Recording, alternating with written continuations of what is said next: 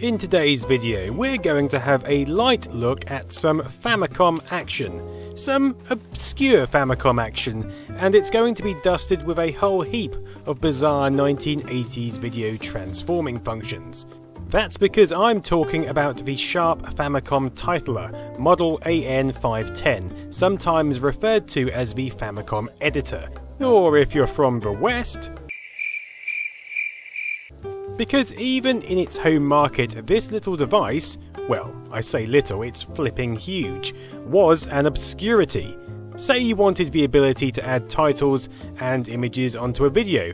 That's great, you could buy a Genlock machine. Say you wanted to play some games. Again, great, you could buy a console from the time. Let's say a Nintendo Famicom. But say you wanted to combine both? Who would want that? Why would you want to combine them into one system? Well, apparently someone at Sharp did, and that's what we've got. To be fair, this wasn't Sharp's first project with Nintendo. In 1983, they launched the Sharp Nintendo Television, combining a Famicom within a TV. And in 1986 they launched the Twin Famicom, combining a Famicom with the Family Computer Disk System. So it's clear they have form for Famicom combinations, but pairing it with a Genlock device does seem the most obscure of the three, by a long way. But it has its uses and advantages, as well as being highly collectible today, hence why I've borrowed it from Kwang of Azobi Tech, who many of you will know as that guy who has possibly the largest console collection anyone has ever seen. So he's here to help us wade through the incomprehensibility of this machine and find out why Sharp felt it was so damn necessary. Starting with aesthetics. You really can't fault it. It's a sizable, blocky yet beautiful machine to look at. It really conjures that late 80s Japanese VCR feel, with all these differing shaped buttons, pads, flaps, vents, and even bespoke Famicom controllers which naturally have their own storage bays. We'll get to all these buttons in operation, but the basics are this toggle between Famicom and Titler mode, this satisfying eject button, and this power button. Without a cartridge inserted, we power up direct into Titler mode, and we get this lovely title screen, but obviously if we're going to do some Genlocking, we need an external source to plug into it, and that's where things get interesting. So Genlock stands for generator locking, and this is, and especially was, a technique where the video output from one source, i.e. the titler, is used to synchronize other picture sources together. This state is known as generator locked or Genlocked, which is what you can see here. The empty or black space of the titler output is filled with the output from, in this instance, the Sega Mega Drive, and in this case, Epic Pinball. So then we have the strange situation where Kwang can continue to use the titler's custom image editor whilst I happily play away in the background. Of course, that's all well and good, but to make use of this we really need to record what's going on. That's where these other ports come in handy, and indeed one of this machine's true advantages.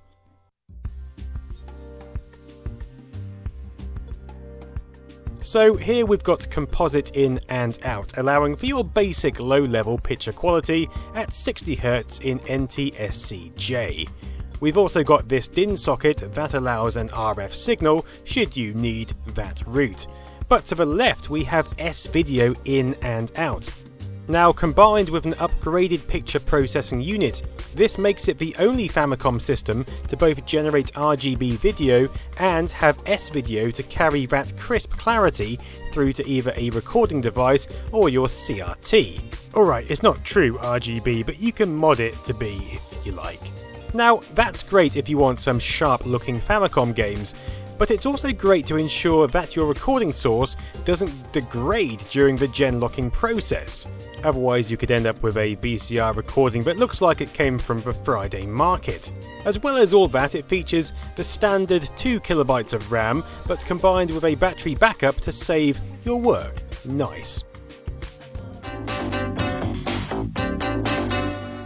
特別企画ファミコンタイトラー This system might have set you back 43,000 yen, roughly $400, which was a lot in 1989, but to some, that may now have seemed pretty tempting.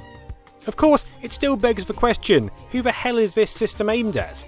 Were Sharp so used to the Famicom hardware that they decided to repurpose it as a Genlock device and then just chuck in the cartridge slot as a bonus?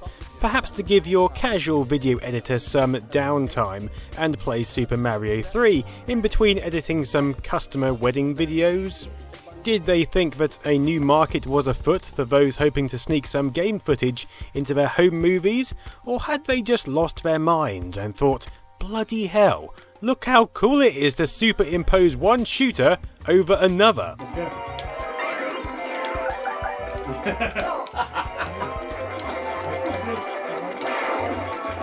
Oh, it's trippy as hell. Because frankly, that is pretty cool. Here's Thunder Force 4 on the Mega Drive running behind Gradius, and holy hell, it makes for some incredibly trippy gameplay. Sure, it takes a little while for your brain to work out whose enemies are whose, but then it's a whole heap of mind-melting madness. You can't actually use any of the Titler's editing features whilst the system is in Famicom mode, but any black areas of the game will still be genlocked with whatever signal you're passing into the Titler. Gradius, of course, has a pretty much black background, so it's perfect for infusing with some 16-bit blast processing. The difference when you turn the Mega Drive off is really quite striking. That is quite a difference. Really does my head in. Okay, so that aside, what else can the Titler do in its normal mode? Well, you saw Quang produce a rough representation of my logo, but you can also use the built-in clip art and messages, ranging from birthday greetings to celebrations, and even Christmas. 1989, why is it such a specific date? I'm guessing you can change the date on it somewhere. Oh, okay. I'm assuming. So these will be like, Scene ones. happy birthday and stuff like that. So like there's a Christmas one. Oh, no, look at Santa's eyes! Jesus Christ. So Christmas Pitfire. Or you can get some text on screen. You might think this was achieved using the Famicom pads to scroll through some characters, but oh no. Sharp decided to go with a stylus pen to allow character entry. Now, whether that was a good idea, I'll leave to you.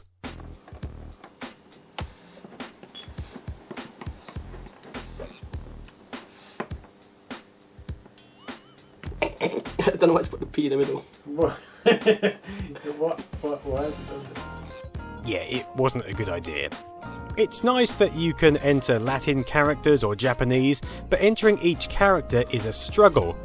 Rather than trying to identify what you've scribed in from its shape, the Titler requires you to scrawl in each letter in a certain way. The instructions for each letter are shown in the manual, but it seems a lot to take in and remember, especially when you can't read Japanese, of course, but I'm sure this was even cumbersome in its home territory. It took Quang a number of attempts to write Buzz on the screen, just so we could line it up with this incredible intro on Pit Fighter, which seemed less worthwhile afterwards. No, they're not in. So SKO. I'm gonna wait for Buzz to come around. It's been ages. There we go.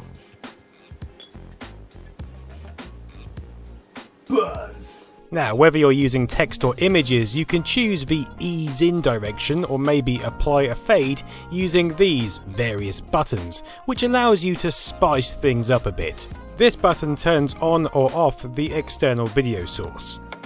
There are also some controls on the side which enable you to change the volume of your source device, allowing you to mix like a goddamn disc jockey. Anyway, of course, if you're looking to dub your source footage, then it would be very hard to navigate through all these menus live without ruining the recording. In fact, it would be impossible, obviously. So in order to create your desired output, you need to program what you like into one of these 5 memory locations. You could put a message in slot 1, an image in slot 3, and maybe some clip art in slot 2. You then set your source running, set your destination to record, and then at the appropriate moments recall each component from memory and have it seared onto the destination tape for life.